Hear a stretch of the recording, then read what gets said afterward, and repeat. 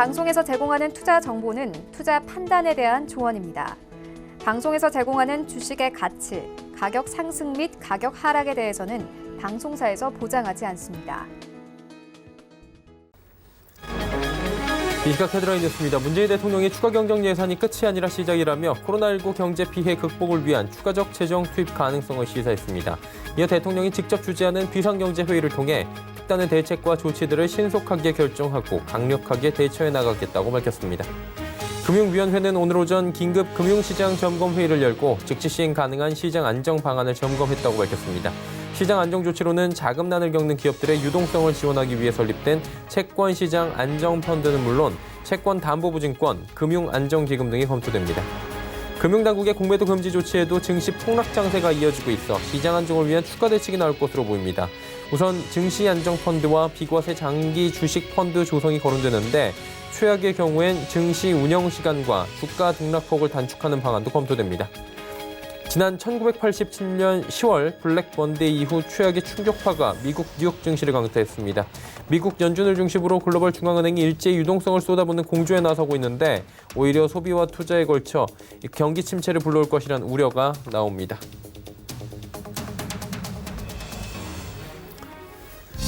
시청자 여러분 안녕하십니까. 오늘 장 내일 장 출발하도록 하겠습니다. 서정덕입니다. 오늘도 시장 어렵습니다. 일단 코스피 여전히 1.6% 빠지고 있고요. 코스닥은 다시 반등에 성공하는 모습입니다. 일단 시장 자체가 좀 불안한 건 이렇게 상승하던 장에서도 갑작스럽게 하락 전환돼 버리고 프로그램 매도에 매수를 지금 가담하는 주체가 적기 때문에 지금 쉽사리 계속해서 지수를 내주고 있는 상황입니다. 장중 반동 시도가 있어도 투심이 좋지 못한 부분이고요. 조금 전에 전해드렸다시피 미국 같은 경우에는 지금 블랙 먼데이 이후에 최악의 지금 상황을 보내고 있는 상황입니다. 지금 웬만한 증권계에 계신 분들께서도 이런 장 처음 봤다 하시는 분들이 굉장히 많이 있을 정도고요. 우리 시장도 동조를 하고 있는 모습입니다. 한국은행 같은 경우에 금융통화위원회를 어제 오후 5시에 열었습니다. 0.5%포인트 금리 인하, 사실상 B컷입니다. 지금 선제 조치는 아니었지만 그래도 꽤 통 큰 인하를 했는데도 시장의 반응은 별로 없는 상황이고요. 일단은 현재 시장에 대해서 금융위 같은 경우에는 여러 가지 조치들을 취하겠다 그랬는데 어떤 조치가 나올지 좀 기대를 해봐야 될 것 같습니다. 악재만 워낙 민감하게 반응하다 보니까 시장이 어렵고요. 상승 전환은 굉장히 어려워 보입니다. 지금 매도가 강하기 때문에 밀리기 시작하면 받아주는 주체가 없어서 급락으로 가지만 상승을 하려고 하면 팔고 싶은 물량들이 자꾸 쌓여서 매물대가 두터워져서 상승 전환이 쉽지가 않은 상황입니다. 결론적으로 말씀드리자면 대형주들도 오늘 속수무책이고요. 결국에는 코로나19 관련 특히나 오늘 진단시약 관련 종목들만 오르고 있는 시장 속에서 어떤 방향성을 또 가지고 가야 할지 좀 답답한 시장인데 하나하나 체크해 보도록 하겠습니다. 코스피부터 만나보도록 하죠. 네, 지수가 27포인트나 오늘 또 빠집니다. 결국엔 1600포인트 장중이 아니라 1600선에서 마감이 이대로 되면 될 텐데 얼마 남지도 않았는데 1시간 반밖에 안 남았는데 참 답답하네요. 다음 보도록 하죠. 코스피가 지금 1686.51포인트입니다. 1.65% 하락하고 있고요. 일단 장중에 살짝 저렇게 위로 올라가는 모습도 보이실 겁니다. 1700선 터치하면서 상승 반전을 하기도 했고 삼성전자도 빨간불을 좀 보여주기도 했는데 이내 바로 치고 내려옵니다. 잠깐 상승이었고요. 따라가면은 그대로 오늘도 속수무책으로 당하는 그런 시장입니다. 다음 보도록 하죠. 보시면 개인 기관이 사고 있고 외국인이 팝니다. 5,426억 원. 외국인의 매도는 오늘도 엄청납니다. 다음 보도록 하겠습니다. 삼성전자, 우선주, 삼성바이오로직스, 네이버 모두 빠지고요. SK하이닉스만 올라갑니다. 다음 보도록 하죠. 셀트리온, LG생명 올라가는데 오늘 중국 관련 소비주들이나 바이오 관련 종목들은 그래도 좀 상승폭을 보이고 있는 상황인데 LG화학이나 삼성 SDI, 2차전지 관련주들도 오늘 낙폭은 줄이지만 어렵고요. 현대차 8만 원은 회복했는데 여전히 어렵습니다. 다음 보도록 하죠. 삼성물산, SK텔레콤, 현대모비스, 포스코까지 모두 빠집니다. 카카오만 소폭 올라가네요. 다음 보도록 하겠습니다. 코스닥 510입니다. 6.38포인트 올라가고 있고요. 1.26% 상승합니다. 다음 볼까요? 517 장중에 상승폭을 더 키우기도 했습니다. 그리고 현재도 약간 상승폭이 둔화됐다가 다시 올라오는 모습 504 기준으로 해서 지금 계속해서 위쪽에 있는 상황입니다. 다음 보도록 하죠. 외국인 기관이 사고 개인이 팝니다. 최근에 코스닥 시장은 조금 달리 봐야 되는 게 외국인들의 매수가 조금 들어오긴 합니다. 그런데 그것과는 별도로 해서 뭐 낙폭이 워낙에 커진 상황이기 때문에 좀 답답한데 수급적인 변화가 일단 첫 번째로 일어나야 되고 뭐 안전자산이라는 부분의 경계도 지금 금도 하락하고 있고 미 달러화를 제외하면 채권 시장도 모두 약세이기 때문에 참 보기가 어려운 시장이고 그 레버리징 물량들을 지금 좀 소화하는 과정들도 있다라는 분석들도 있습니다. 결론적으로 말씀드리자면 오른 종목들 그리고 올라갈 만한 것들을 현금화시켜서 지금 메꾸고 있다. 그리고 다시 재투자하고 있다. 이런 부분이기 때문에 우리 시장으로 지금 잘 들어오지 않고 있고요. 결론적으로 보자면 많이 올랐던 종목들에서 지금 아직까지 수익이 나는 부분을 빼서 다른 쪽으로 옮기는 이런 자금의 이동도 있기 때문에 많이 올라왔던 종목 위주로 이렇게 빠지고 있다라는 분석이 있습니다. 다음 보도록 하죠. 그래도 오늘 뭐 강세네요. 셀트리온 헬스케어, HLB, 펄어비스, 스튜디오 드래곤 모두 다 올라가고 CJ-ENM만 빠지는데 CJ-ENM도 낙폭 좀 줄였고요. HLB 같은 경우에는 좀 약세를 보이다가 코로나19 관련해서 미국에 있는 자회사가 HLB는 뭐 코로나19 관련된 진단 시약뿐만이 아니라 진단 시약이 아니죠. 치료제 뭐 개발에 나서겠다, 백신 개발에 나서겠다 이런 보도 자료가 좀 나오면서 지금 올라가고 있고요. 펄어비스도 계속해서 최근에 약세장에서도 좋은 흐름 가져갑니다. 셀트리온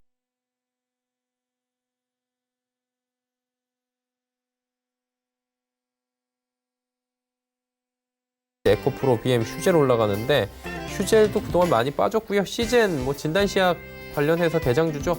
많이 올라왔네요. 시가총액도 지금 그리고 9% 넘게 올라가고 있고 에코프로, BM도 오랜만에 기지개 켭니다. 다음 보도록 하겠습니다. 헬릭스미스, 원이가이패스, 셀트리온제약, 코미팜, 제넥신까지 모두 상승 흐름 가져가면서 코스닥은 대형주 위주의 상승이 잘 나오고 있다라고 정리가 됩니다. 원달러 환율 정리해 보도록 하죠.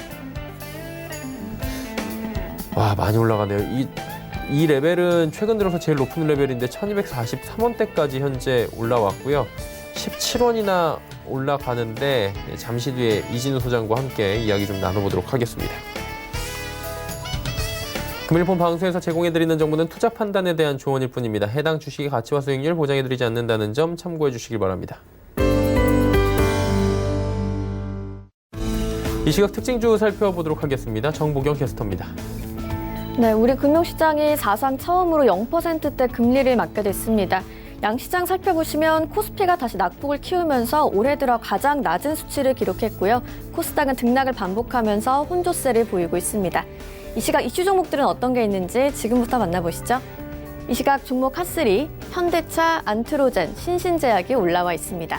오늘 가장 먼저 만나볼 종목은 안트로젠인데요.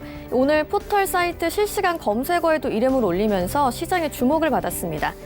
안트로젠이 현재 가격 제한폭까지 올랐고요. 거래가는 33,000원입니다. 하루간의 흐름도 확인해 보시죠.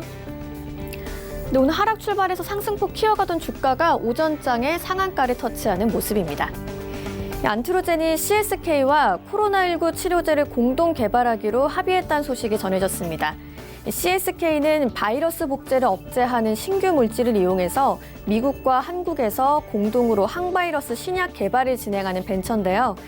이들의 신규 후보 물질 중 몇 개가 코로나19 치료 가능성이 있다고 밝혀졌습니다. 이에 따라 안트로젠은 미국 국립보건원에 유효성 시험을 요청한 상태입니다. 다음 종목 만나보시죠.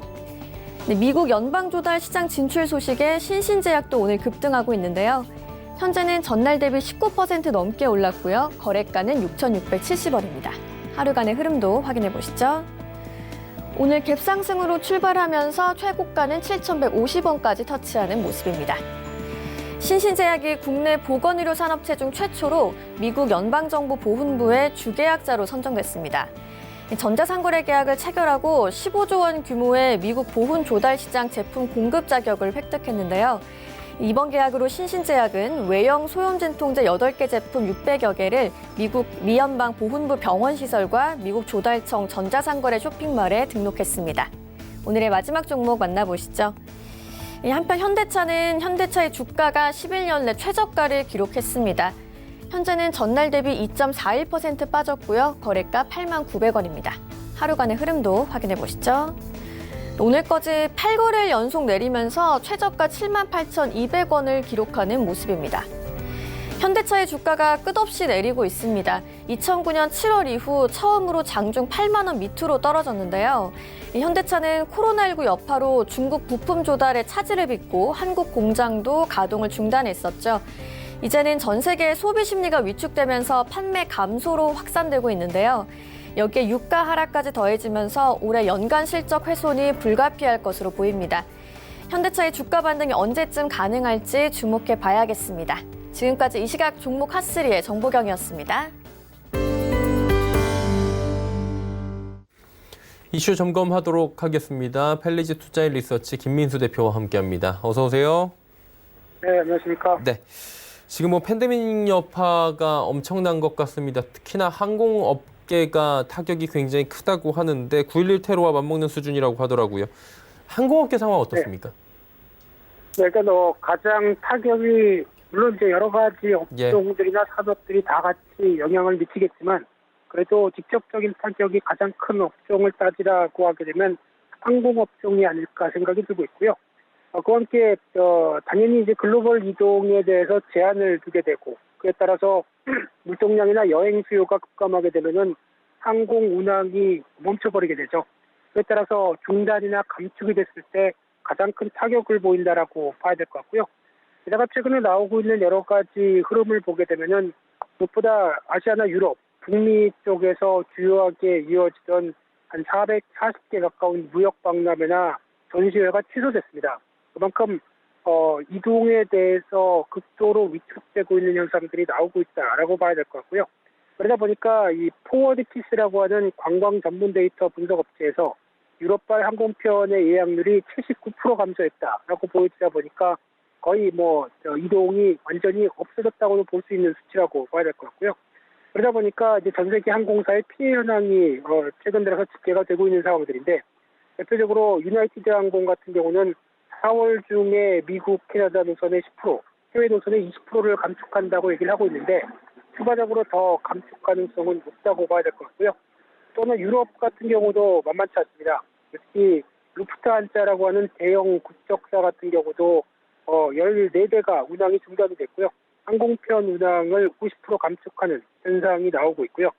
아시아도 마찬가지로 그나마 중국 쪽이 어느 정도 좀 한숨을 돌리고 있는 상황은 나오고 있는데 그래도 여전히 캐세이 퍼시픽이라든가 ANA, 싱가포르 항공 모두 다 어떤 항공편 감축과 관련된 쪽의 계획이 잡혀 있는 상황들이고요. 특히 여기서 중요한 부분들이 이번에 사태를 대해서 첫 파산 신청한 회사가 나왔습니다. 영국의 대형 저비용 항공사 LCC죠. 이 플라이비가 파산 신청을 하면서 이전에도 썩 그렇게 좋지 못한 경영을 보여줬었는데 이에 따라서 자금 압박과 함께 파산이 이어졌다고 보여지고 있는데요. 항공 노선을 119개 운영을 하고 있고 유럽 내 43개 공항 그리고 영국 내 28개 공항을 취항을 하고 있는 상황들인데 연간 이용 승객이 800만 명까지 이어지다 보니까 이에 따른 부담감이 크다고 봐야 될 것 같고요. 게다가 국제 신용평가사 피치에서는 이 작은 항공사, 특히 아시아 쪽에 있는 항공사가 취약하다라고 경고를 하고 있는 수준인데요. 특히 이에 따라서 최근 들어서 유럽에 있던 항공사들도 M&A를 시도를 하다가 국내에서도 아시아나항공을 인수한 최근 들어서 HDC 같은 경우도 얘기가 나오고 있는 상황들인데요.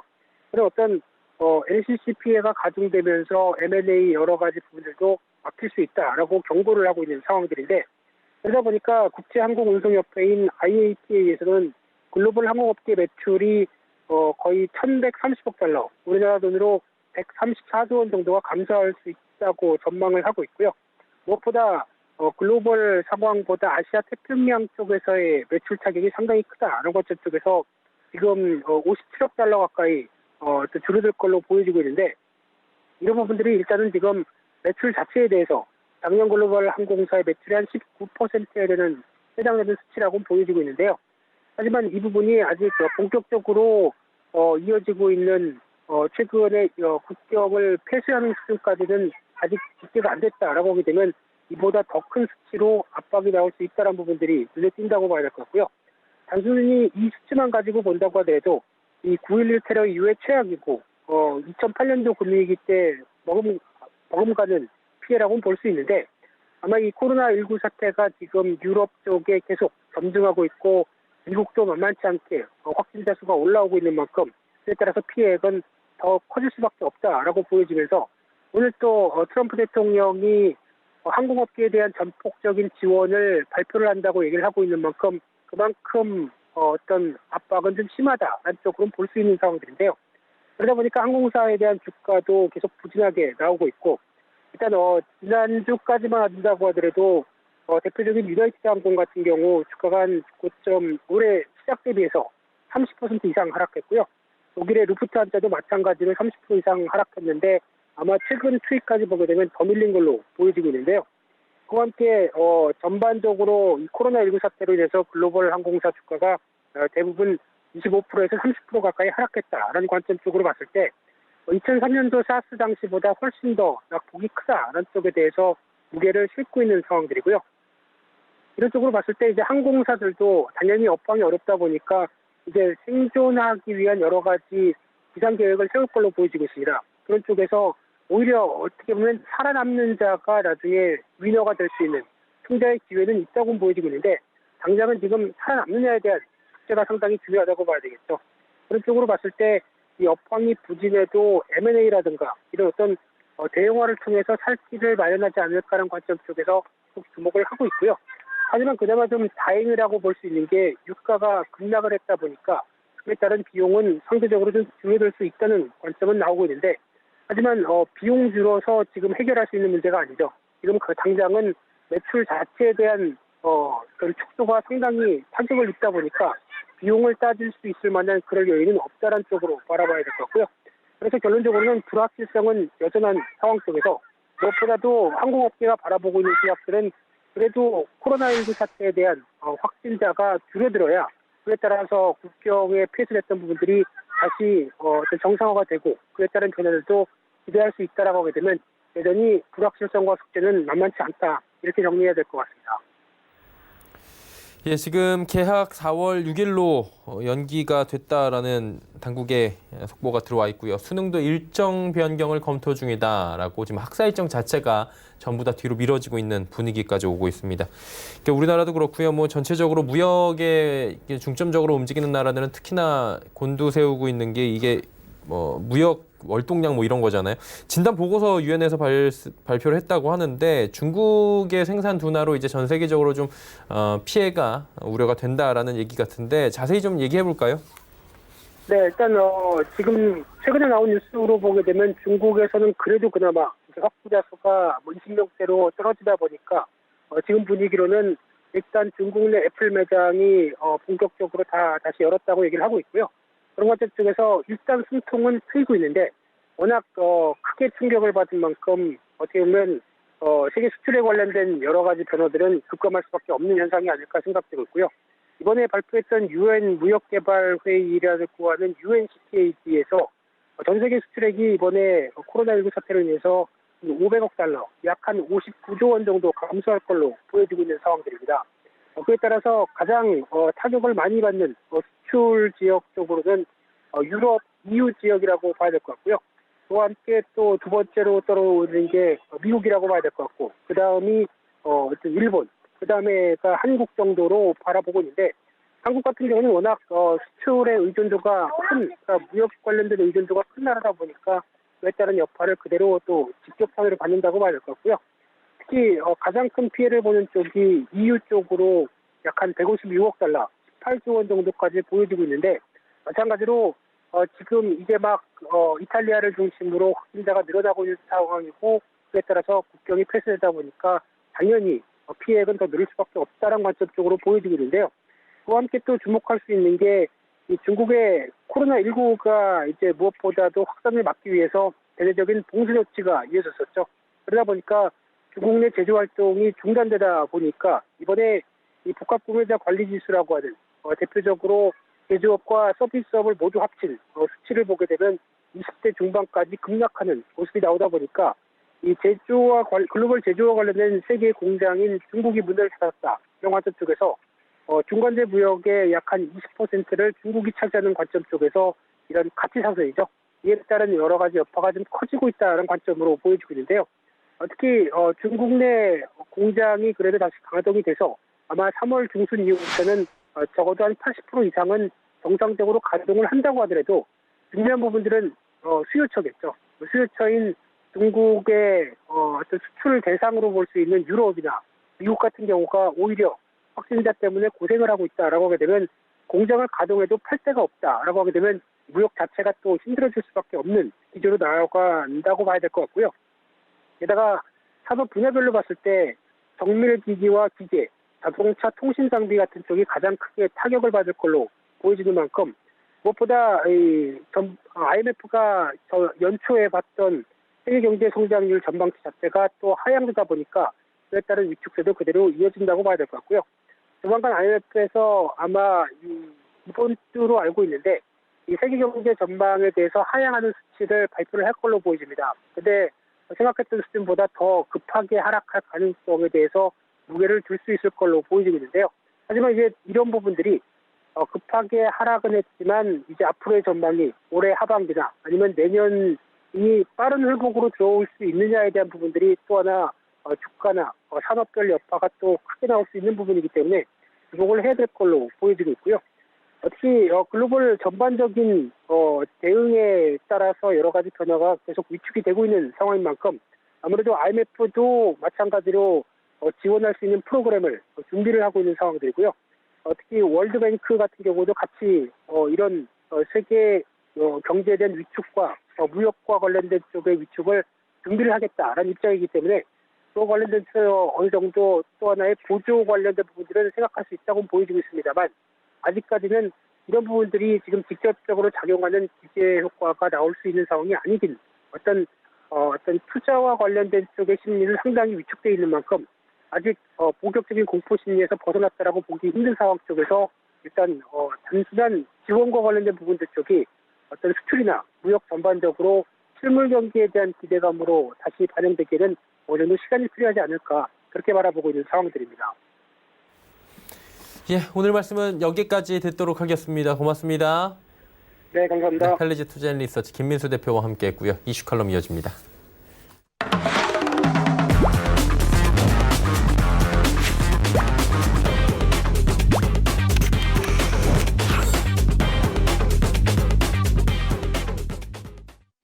네, 이슈 칼럼 이어가도록 하겠습니다. GFM 투자연구소 이진우 소장 함께합니다. 소장 어서 오세요. 네, 안녕하세요. 지난주에 저희가 얘기하면서 이번 주에는 좀 웃으면서 얘기 좀 하자 그랬는데 뭐 웃을 만한 얘기는 없는 것 같고요. 일단 금통위 국내 얘기부터 조금 여쭤볼게요. 네. 금융통화위원회를 긴급으로 이번 주에 열 것이라고 예측은 있었는데 FOMC가 생각보다 더 선제적으로 움직이다 보니까 어제 금통이 조금 더 서두른 느낌이 없지 않아 있었어요. 오후 5시인데 저희 보도자료 받아 보니까 조금 일찍 나왔고 뭐 금리나 할 건 대충 예감은 했는데 뭐 그래도 0.5%면 B컷 아닙니까? 한은에서. 근데 뭐 시장 반응은 뜨뜻미지근한 것 같고요. 어떻게 보는 게 좋습니까? 네, 지금 뭐 현재 금리 자체가 문제가 돼서 이런 건 아니니까. 그렇죠. 네. 사실은. 미 연준이 두 번이나 3월 3일 날 50bp, 예. 그리고 지난 일요일 날 그쪽 현지 시간 일요일 날 오후 동부 기준으로 6시 반에 일요일 오후 6시 반 밥도 안 먹습니까? 그러게요. 많이 급했나 봐요. 그리고 사흘만 기다리면 되는데 네. 금요일 날 그렇게 또 반등도 나와주고. 왜 그랬죠? 그러니 지금 이건 떠밀려서 할 수밖에 없는 금리 인하죠. 떠밀려서 할 수밖에 없다. 뭐 심지어 뉴질랜드 같은 경우도 1%에서 75bp나 내리든가 그랬잖아요. 예. 자, 그런 시기고 다들 그렇게 내렸으니 뭐 그렇게 한 겁니다. 더 이상은 뭐 드릴 코멘트가 없습니다. 그러면 궁금한 게 이렇게 한간에는 계속 그런 얘기 나왔잖아요. 연준이 지난번에 0.5%를 긴급으로 네. FOMC도 아닌데 네. 열어서 내리자마자 시장이 오히려 심각성을 인식을 했잖아요. 네. 근데 이번에도 마찬가지예요. 한 뭐 3, 4일 정도 말씀해 주신 대로 좀 기다릴 수도 있었고 금요일에 급반등이 나왔는데도 불구하고 이렇게 뭐 7천억 달러에 달하는 QE를 하면서 여러 가지를 얘기를 했잖아요. 예. 시장은 더 불안해하는 것 같은데 이걸 모르고 했을까요, 미국이? 파월이? 그게 시장에서 좀 궁금해하는 것 같아요. 개인적으로 소장님 뭐 고견이 있으시니까 뭐 여쭤보는 건데 어때요, 그거는? 이제 뭐랄까요? 가장 이렇게 이성적인 판단은 그겁니다. 예. 그리고 정상적인 이코노미스트들의 어떤 분석은 그만큼 좀 급했다. 그만큼 좀 급해가지고 지난 금요일만 하더라도 무슨 뭐 레포 시장의 금리가 막 급등을 하고 그런 상황이라 가지고 이게 월요일 개장과 더불어서 또 한번 크게 밀리는 거 아니냐 싶어서 일요일 날 했다라고 하는데 예. 저는 뭐 조금 개인적으로 해석이 좀 다릅니다. 해석이 좀 다른 것은 네. 왜 저기 말이죠. 그걸 했을까? 파월 의장이 예. 아니 연준이 말이죠. 예. 이왕 그렇게 한번 하기로 했으면 사흘만 더 기다리면 수요일 날 그쵸. FMC 때 하면 되는데 네. 그렇게까지 하면서 자 100bp를 내려가지고 완전히 제로금리로 가버렸어요. 그쵸. 이제는 진짜 제로금리죠. 여느 때처럼 하다못해 0.5%포인트 또 내리고 아니면 시장 일각에서 얘기했던 75p 정도까지도 하고 뭐 이런 식으로 하고 한 번 더 또 금리를 내릴 정도의 여지는 두고 뭐 이렇게 하면 좋겠는데 트럼프 대통령이 그동안 해달라고 했던 거는 다 해준 거예요. 금리 그러네요. 완전히 이제 더 낮출 수 없을 예. 상황까지 낮춰버리고 양적 완화도 해줬어요. 그것도 7천억 달러라는 숫자를 선택했습니다. 엄청 커요. 엄청 크지만 예. 저 같은 경우는 7천억 달러라고 했을 때 제일 먼저 떠올랐던 거는 야 하필이면 국채 최소한 5천억 달러 모기지 채권 MBS 최소한 2천억 달러 그래서 7천억 달러 이 헤드라인에 딱 나오는 7천억 달러 700빌리언이라고 하는 이 숫자를 보면은 2008년을 겪었던 사람들은 예. 왜 또 이 숫자야 싶은 거예요. 제가 자주 말씀드리는 Troubled Asset Relief Program 예. 부실자산 구제 프로그램 예. 그게 7천억 달러였거든요. 그럼 뭐 부실자산 딴 거보다 어쨌거나 그 당시 CDS 매도로 이렇게 짭짤하게 벌던 AIG가 예. 크레딧 디폴트 스왑 프리미엄을 갖다 챙기면서 옵션 매도와 똑같은 원리죠. 그렇게 해서 별일 없이 넘어가만 가면 그 챙겼던 프리미엄 다 자기 수입되는 거예요.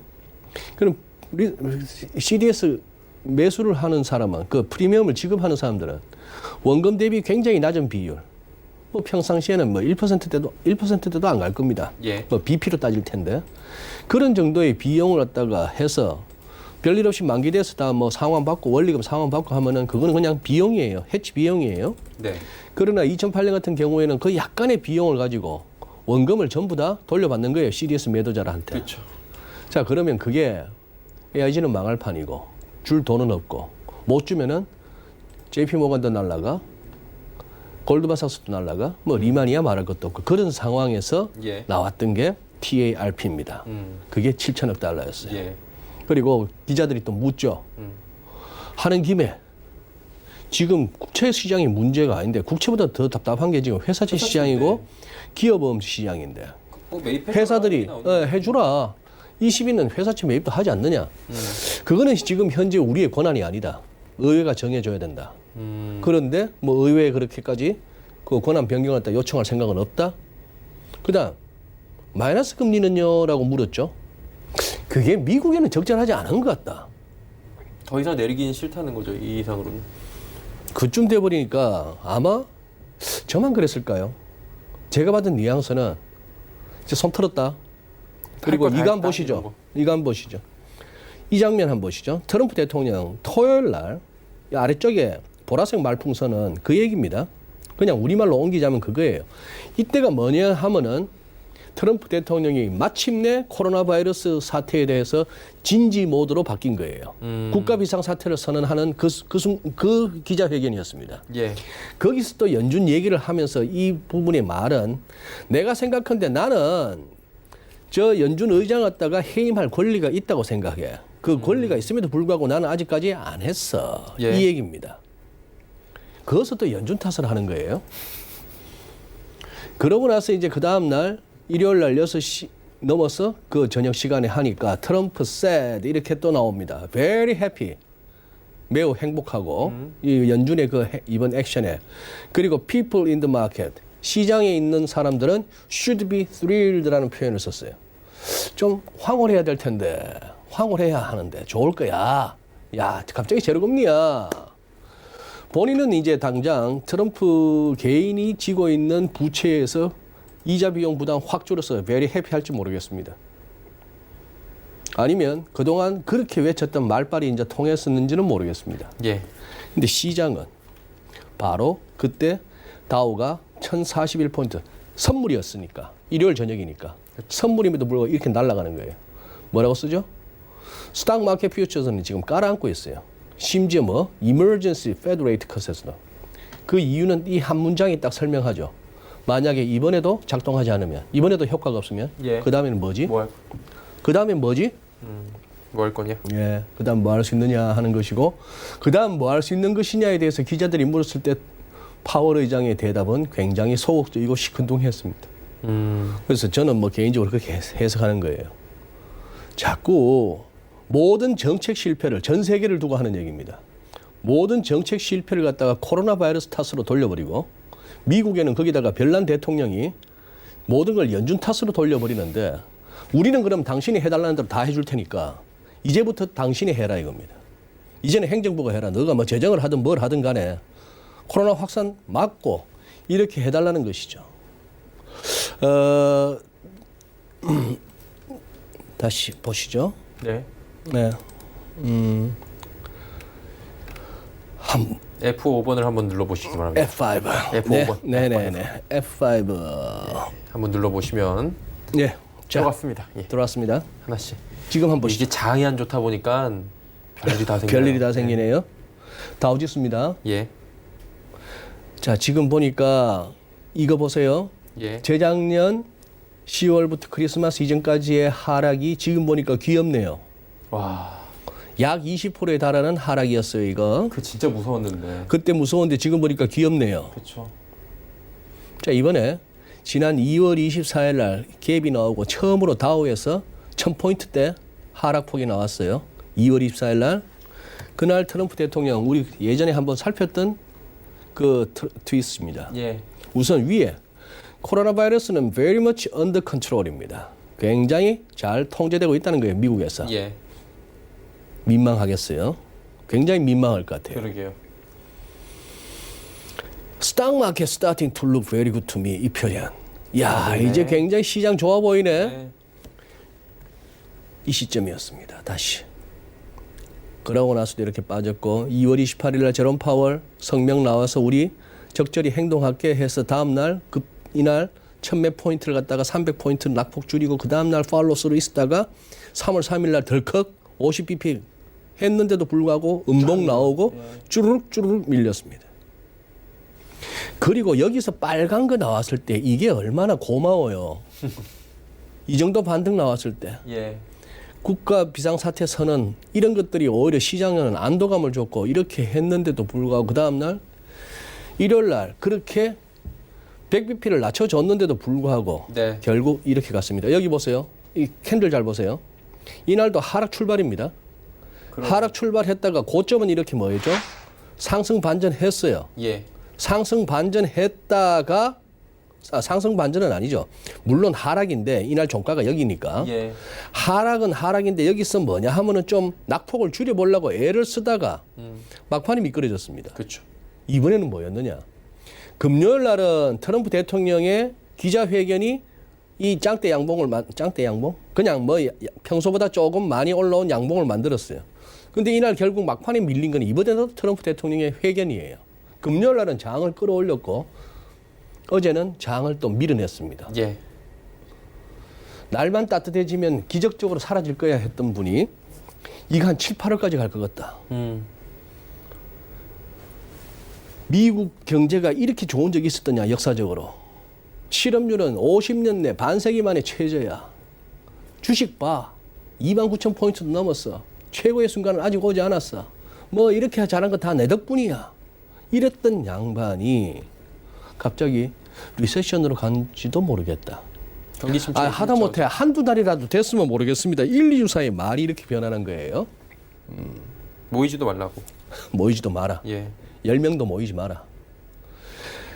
이때 이 트윗을 날릴 때 예.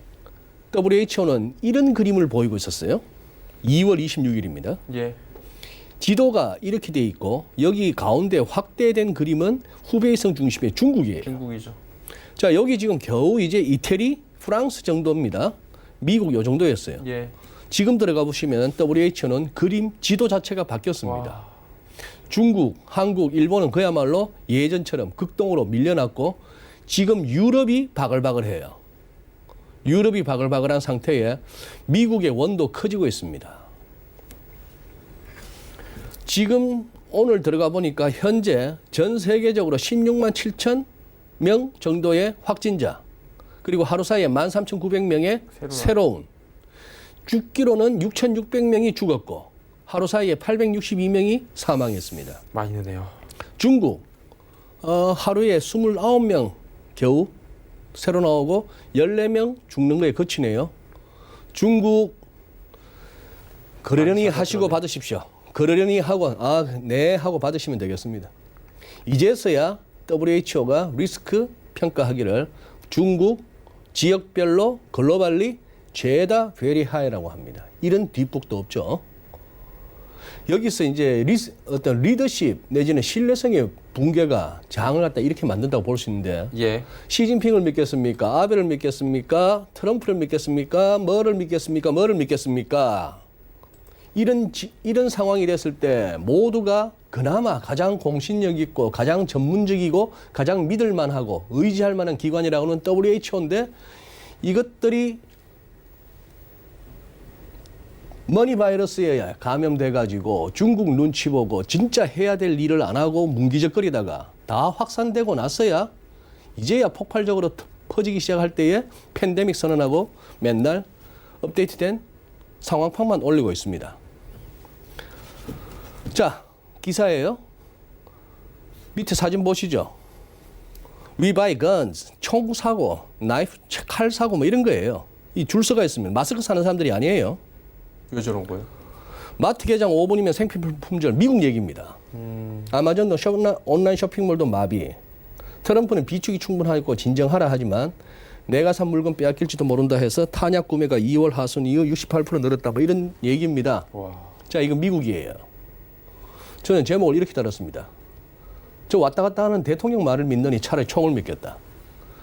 미국은 정말 잘 해줘야 됩니다, 앞으로. 우리하고 달라요. 우리 지금 대구 경북 지역을 비롯해서 우리 전국적으로 의료진들이나 그 시민들의 어떤 이 대응 사태를 보시면 예. 이럴 때마다 우리 한국 민족의 저력과 우수성이 드러나죠. 그렇죠.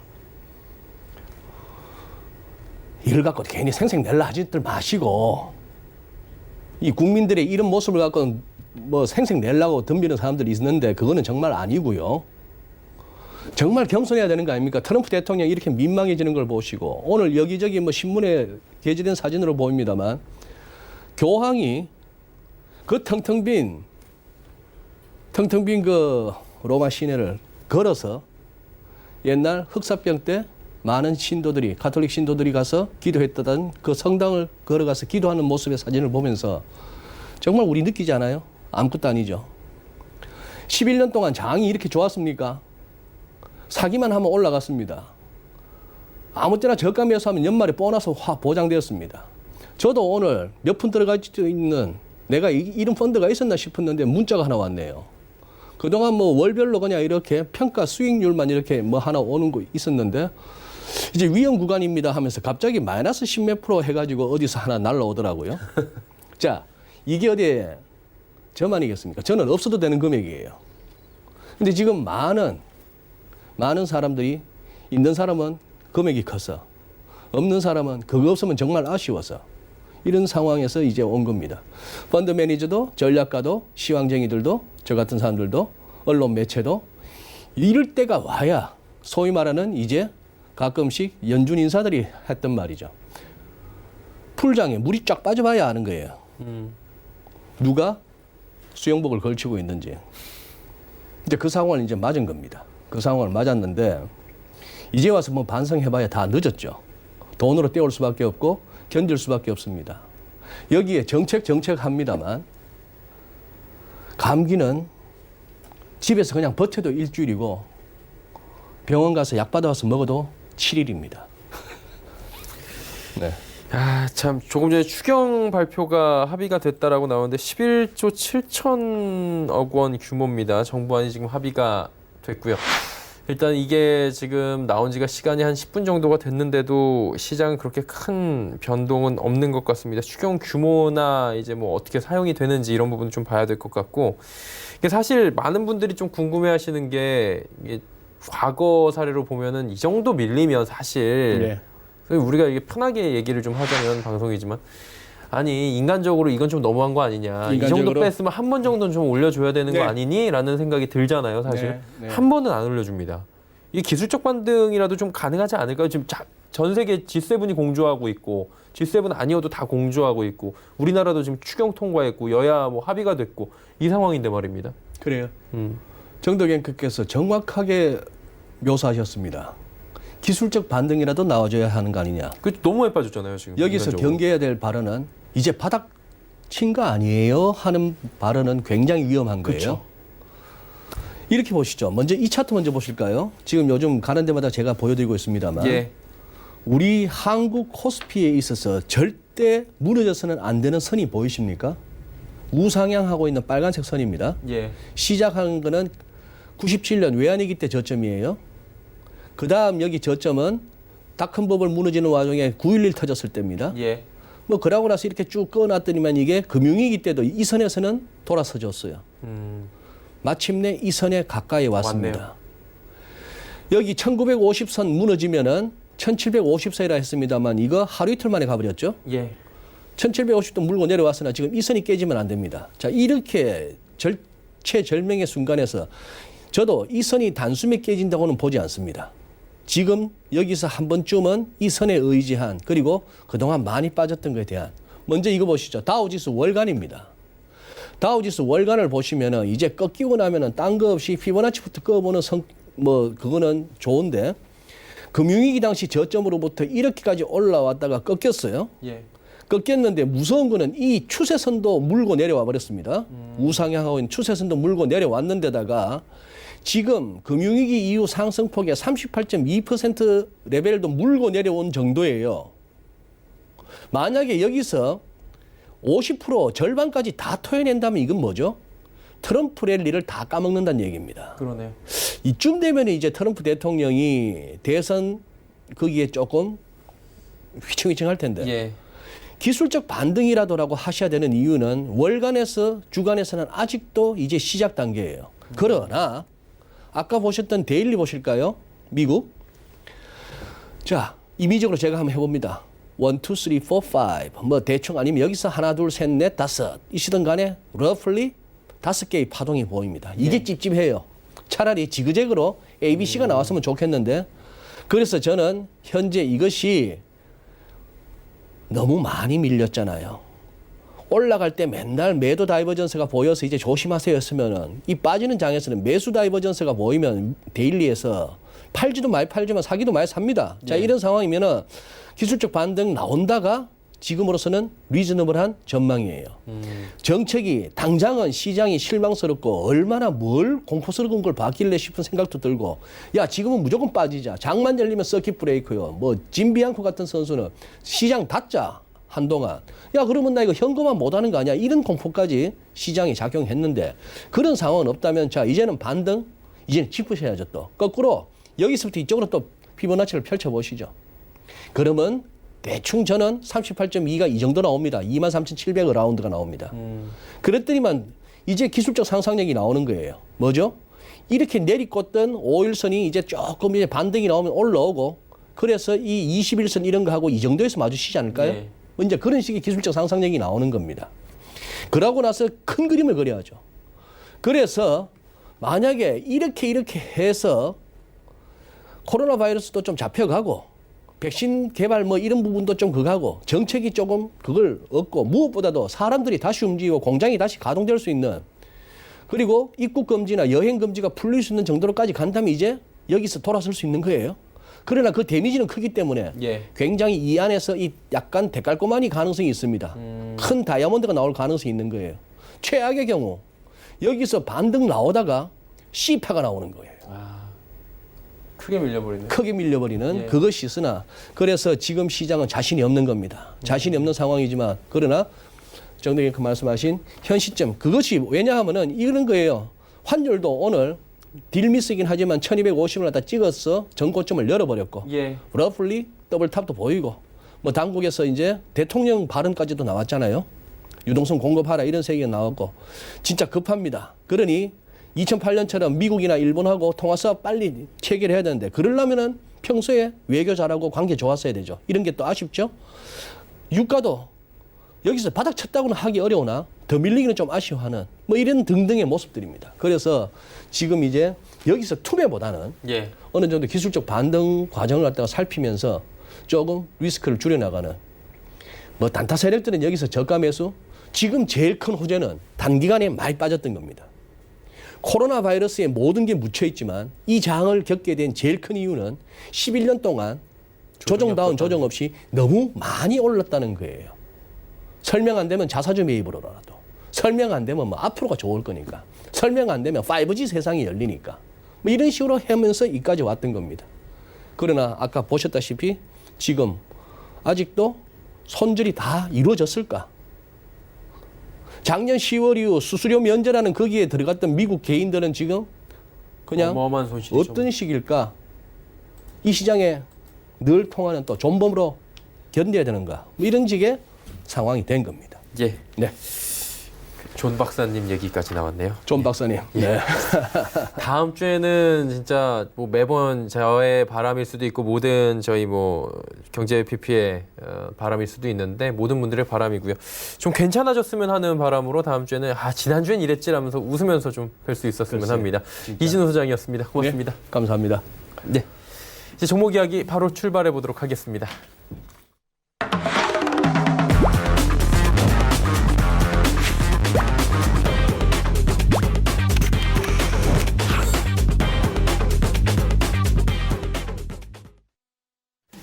네, 종목 이야기 바로 출발합니다. AR 인베스트먼트의 오현진 팀장 함께합니다. 어서 오세요.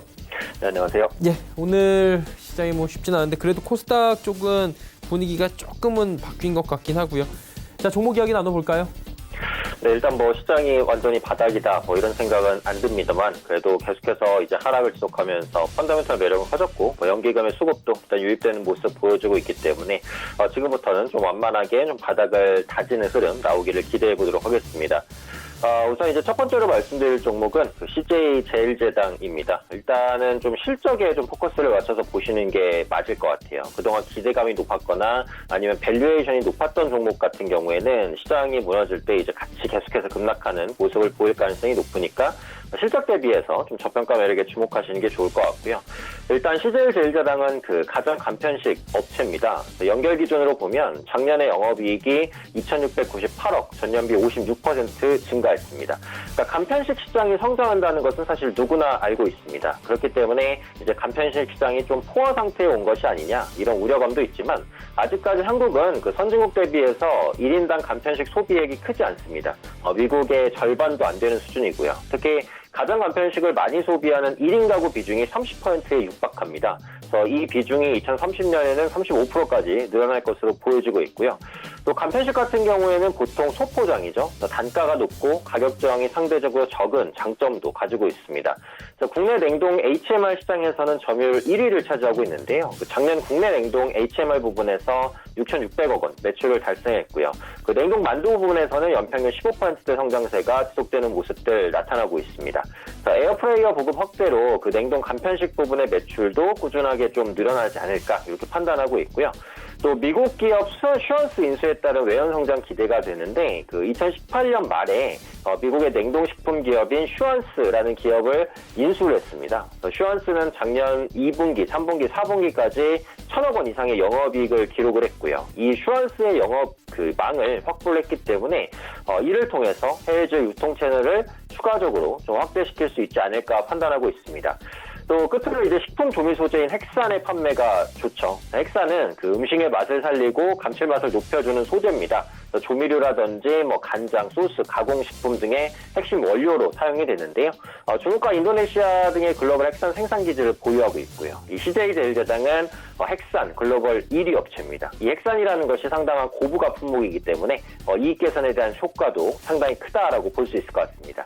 기술적으로는 이제 주가가 급락 이후에 전 저점 구간까지 왔습니다. 20만 원대 초반에서의 하방 경직성을 일단 기대해 보고요. 기관과 외국인의 수급, 특히 기관이 몇 개월 연속 순매수를 보여주고 있기 때문에 지지력을 한번 테스트해 보도록 하겠습니다. 금일 종가 부분에서 공략을 하신다면 목표가는 24만 원, 손절가는 한 20만 원 정도로 설정해 보도록 하겠습니다. 두 번째 종목은 i3 시스템이라는 종목입니다. 적외선 영상 센서와 엑스레이 영상 센서를 제조하고 판매하는 기업이고요. 특히 열화상 카메라용 그 적외선 센서 국내 1위 업체입니다. 코로나19로 인해서 그 글로벌 열화상 카메라 수요가 좀 확대가 됐죠. 요즘에 보시면은 뭐 공공기관, 사기업 할 거 없이 그 로비에 이제 열화상 카메라를 좀 설치하는 그런 모습들 많이 나타나고 있고, 이 열화상 카메라에 대한 수요가 아마 금방 끝나지는 않을 것으로 보여지고 있어요. 그러니까 코로나19 사태가 아무래도 이제 꾸준하게 조금 진행이 되고 있는 상황이기 때문에 현재 시점에서는 열화상 카메라에 대한 수요는 견조하다 이렇게 보시는 게 맞을 것 같고, 이 코로나19의 증상이 그 발열과 호흡기 증상이잖아요. 그래서 열화상 카메라를 사용하게 됐을 때 발열을 비교적 빠르고 쉽게 좀 확인할 수 있다는 장점이 있습니다. 또 군수용 IR 센서 부분의 독점적 지위도 어느 정도 유지를 하고 있습니다. 유도 미사일 무기라든지 뭐 조준 시스템에 필요한 적외선 장치, 영상 센서 주로 국내 방산업체에 납품을 하고 있고, 국경과 해양 감시용 열상 장비도 공급을 하고 있습니다. 군수 납품 같은 경우에는 안정적이고 꾸준한 수주가 가능하기 때문에 실적 개선에 이제 기반이 된 요인으로 작용할 수 있다고 볼 수 있고요. 또 자동차용 나이트 비전 센서 핵심 부품도 생산하고 있습니다. 이 나이트 비전이라는 것은 어두운 환경에서 영상을 밝게 보정시켜주는 장치입니다. 지하주차장이나 야간에 발생할 수 있는 사고를 대비하고 또 육안으로 식별이 어려운 사물이나 차량의 구분이 가능합니다. 자율주행차의 필수 부품으로 적용되기 때문에 코로나19가 모멘텀이 될 수도 있지만 코로나19 이외에도 기대감을 충분히 가지고 있는 기업이다, 이렇게 보시면 되겠습니다. 지금 기술적으로 보시면은 이제 지속적인 하락을 보여준 이후에 그 저점을 잡았는데, 그 저점을 잡은 가격이 작년 말 저점과 일치합니다. 그러니까 다시 말하면 좀 강력한 지지대가 될 가능성이 있다라는 부분이죠. 그래서 지지 구간에서의 반등 가능할 수 있다라고 보고 있고요. 금일 종가에서 매수하게 된다면 목표가는 19,000원, 손절가는 15,500원 정도 조금 여유 있게 열어두는 전략으로 말씀드리도록 하겠습니다. 마지막 종목인데 KMW입니다. 오늘 보시면은 그 강한 게 일단 백신주가 가장 강합니다. 아무래도 코로나19 관련주로 엮여서 움직이는 종목군들이 많기 때문이죠. 최근에 셀트리온, HLB, 코로나19 관련주로 엮이면서 상승하는 이런 모습들 나타났는데, 5G 장비주도 굉장히 강합니다. 그래서 지금 5G 장비주 같은 경우에는 더 주목할 필요가 있는 게, 한국에서도 그렇고 얼마 전에 통신 3사가 그 상반기에 투자 규모 늘리기로 합의했죠. 5G 투자 규모를. 그리고 중국 같은 경우에도 이제 경기 부양 수단으로 5G 설비 투자를 좀 확대하겠다, 이렇게 이제 밝히고 있어요. 그래서 안 그래도 올해 대규모 투자가 예정돼 있었지만 코로나19 때문에 투자 시점이 앞으로 당겨진다는 거예요. 그 말은 5G 관련주의 실적 개선 시점도 더 당겨질 수 있다, 이렇게 이제 해석할 수 있을 것 같고, 그 KMW는 무선통신 기지국에 장착되는 각종 장비 그리고 부품을 생산하는 업체입니다. 국내 5G 커버리지를 보면 서울과 대전, 대구, 부산, 그러니까 수도권, 광역시 위주로 망 설치가 진행돼 있고, 다른 지역은 아무래도 좀 부족해요. 그래서 올해도 대규모의 설비 투자가 필요하다라고 보는 거고요. 올해 글로벌 통신사들은 전년비 20% 이상의 그 5G 설비 투자를 계획하고 있습니다. 근데 이제 그동안 주가가 좀 부진했던 게 그 KMW 같은 경우 노키아에 대한 의존도가 높다라는 부분이 있었어요. 그러니까 매출의 70%가 노키아 매출인데, 최근에 화웨이라든지 삼성전자가 약진하면서 노키아의 5G 시장 점유율이 좀 정체가 돼 있었고, 노키아 같은 경우 지금 경영난으로 인해서 자산 매각이나 합병을 검토하고 있는 것으로 판단되거든요. 근데 최근에는 삼성전자나 ZTE 등의 안테나, 통신 부품 공급을 확대하면서 노키아에 대한 매출 의존도는 조금씩 줄어들 것으로 보입니다. 또 올해 같은 경우 매출 1조 원 달성을 했고요. 또 영업이익도 대폭 개선될 것으로 기대가 되고 작년에 6,800억 원 매출로 전년비 2배 증가했고 올해도 비슷한 수준의 증가율을 이어갈 것으로 보입니다. 또 R&D에도 상당히 적극적인 기업입니다. 화웨이보다 뛰어난 그 성능의 제품을 출시하겠다 이렇게 공언까지 하고 있는 상황이에요. 속도와 그 넓은 커버리지를 갖춘 기술 개발도 지속하고 있기 때문에 5G 관련주 내에서도 좀 관심 있게 볼 만한 종목으로 꼽아드리고 싶습니다. 지금 주가는 이제 43,000원 단에서 움직이고 있는 모습 확인되고 있습니다. 기관 수급 양호하고요. 외국인도 매도에서 매수세로 좀 돌아서는 그런 모습들 나타납니다. 자, 금일 종가에서 매수 가능하다고 보겠고요. 목표가는 47,000원, 손절가는 38,000원 선 잡아보도록 하겠습니다. 네, 세 종목 들어봤고요. 지난 시간에 지오소프트 단기적으로 좀 봤었는데 결과 어땠습니까? 네, 역시 시장과 함께 조금 빠진 감이 있는데요. 이게 기술적으로는 이제 손절가를 이탈했기 때문에 매도 종목 교체 관점으로는 말씀을 드리겠는데 사실 이제 시장이 안정된 시점에서는 또 빠르게 올라올 수 있는 종목이라고 생각을 하고 있어요. 지오소프트 지난주에 말씀드렸던 그 새벽 배송, 오아시스 마켓에 대한 수요 꾸준하게 증가하고 있는 모습이고 이게 코로나19로 인해서 이제 건강에 대한 관심이 증가하니까 이게 이제 신선식품 매출 확대로도 이어지는 부분이 있거든요. 그래서 그런 부분들 감안한다면 좀 장기적으로는 괜찮은 종목이라고 보는데 어쨌든 단기적인 관점에서 말씀드렸다는 부분을 언급드리면 일단 기술적으로는 이탈했기 때문에 매도 이후에 좀 매수 타이밍을 다시 잡아보시는 게 조금 더 나을 수 있겠다고 말씀드리겠고요. 오늘 언급드릴 단기 종목은 그 마지막에 말씀드렸던 KMW입니다. 그래서 국내와 중국 같은 경우 5G 설비 투자를 좀 앞당기겠다라고 밝힌 상황이고 미국은 아직은 이제 구체적인 언급은 안 나왔어요. 근데 지금 미국에서도 어쨌든 장비를 좀 당겨서 설치할 필요가 있다라는 생각이 들고 지금 글로벌 5G 폰은 올해부터 쏟아져 나옵니다. 그러니까 지금은 코로나19 때문에 조금 정체된 건데 이 코로나19가 정점을 찍고 완화되기 시작하면은 5G 스마트폰이 쏟아져 나올 거예요. 그런데 5G망 구축은 국내도 그렇지만 세계적으로는 더 부족해요. 5G 폰만 출시되면 뭐합니까? 그걸 쓸 수가 없는데. 그래서 그런 부분들을 구축시키려면 어쨌든 장비에 대한 부분이 필요하고 앞서 말씀드린 대로 각국이 경기부양 정책으로 5G 장비에 대한 투자를 늘리는 그런 모습들도 나타나고 있으니까요. 이런 부분들 복합적으로 보시면 좋을 것 같습니다. 가격 전략은 앞서 말씀드린 대로 목표가 47,000원, 손절가 38,000원. 네, 가격 전략만 기억하시고 KMW 그리고 KMW를 포함한 5G 장비주에 대한 관심 꾸준히 갖자 말씀드리겠습니다. 네, KMW까지 이야기 나눠봤고요. 오늘 말씀은 여기까지 듣겠습니다. 고맙습니다. 감사합니다. 네, 오현지 팀장과 이야기 나눠봤습니다. 내일의 종목 330 이어갑니다.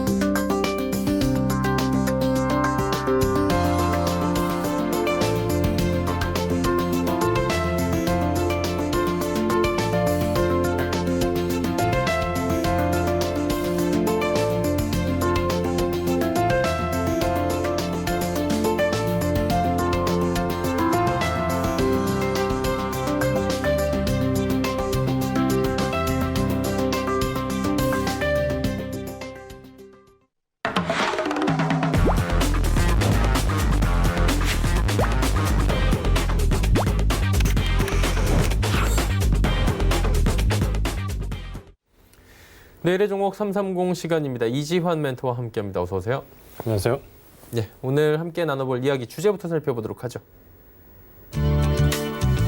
최근 한 달 동안의 공매도 상위 종목 살펴본다고 하십니다. 어떤 종목인지 좀 살펴볼까요? 예, 한 달 동안 시장이 급락을 했고 그 가운데 코스피 시장, 코스닥 시장 전체적으로 대차장고가 역대 최고치를 경신할 만큼 상당히 큰 폭의 공매도가 이루어졌습니다. 최근에 이제 공매도 6개월간 금지가 되면서 공매도가 많았던 종목들 위주로 반등 가능성이 좀 커지고 있습니다. 물론 시장은 굉장히 어렵지만 시장이 이제 조금만 안정을 찾게 되면은 어떤 섹터에서 먼저 반등을 줄 것인가라고 봤을 때 공매도 공매도가 많았던 섹터들은 좀 관심을 가지고 볼만한데요. 그런 점에서 코스피, 코스닥 시장 공매도 많았던 종목들 최근 한 달 위주로 말씀을 좀 드리겠습니다. 가장 크게 공매도가 많았던 종목은 타이거 KRX 300이라고 ETF 종목입니다. 공매도 전체 비중이 37%까지 나왔고요. 이 기간 동안 약 11% 정도 하락을 했습니다. HDC 현대산업개발 인수합병 호재가 오히려 지금 이제 악재가 되면서 전체적 거래 비중에서 한 26% 정도 공매도가 들어왔고요. 마이너스 20% 하락. 정말 이제 큰 폭의 하락을 좀 겪었습니다. 아모레퍼시픽도 중국 소비재 관련주로 분류가 되면서 공매도 비중이 25.5%까지 올랐고요. 이 기간 동안 하락이 약 12% 정도 나왔습니다. 한원시스템은 이제 그동안 계속해서 공매도 좀 많았던 종목인데 이번에도 역시 공매도 비중이 약 25% 넘게 들어오면서 13% 정도 하락을 했습니다. 그리고 이제 최근에 실적과 관련돼서 좀 코로나19 영향까지 같이 겹치면서 큰 폭의 조정을 겪었던 CGB 같은 경우도 전체적으로 공매도 비중이 24.5%, 16% 하락이라는 큰 폭의 하락을 맞았습니다. 코스닥에서 이제 종목들 좀 살펴보면 고용 종목이 약 공매도 비중 13.5%, 14% 정도 하락을 하면서 가장 큰 비중을 차지했고요. NK맥스가 공매도 비중이 12.4%, 24.5% 정도 하락을 했습니다. 원액 RPS가 12% 정도 하락을 했고요. 전체적으로 18% 정도 하락을 했습니다. 인바디가 공매도 비중이 약 12%에 육박하면서 전체적으로 18% 넘는 급락을 했고요.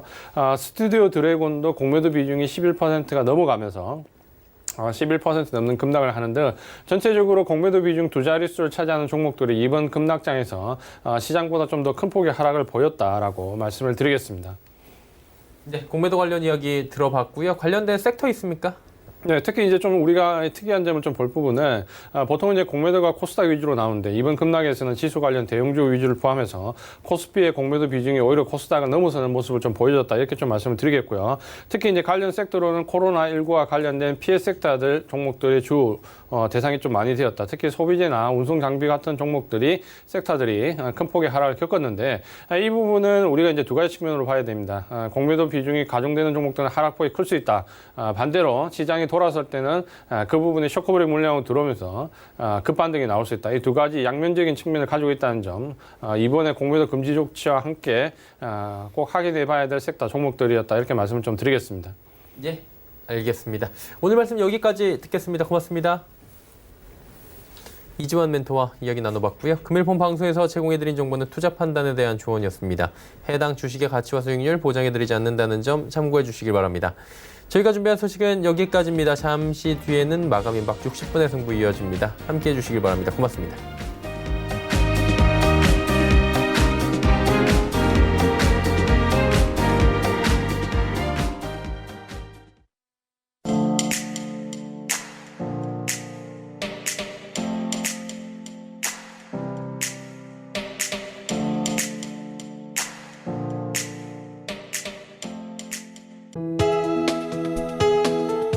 방송에서 제공하는 투자 정보는 투자 판단에 대한 조언입니다. 방송에서 제공하는 주식의 가치, 가격 상승 및 가격 하락에 대해서는 방송사에서 보장하지 않습니다.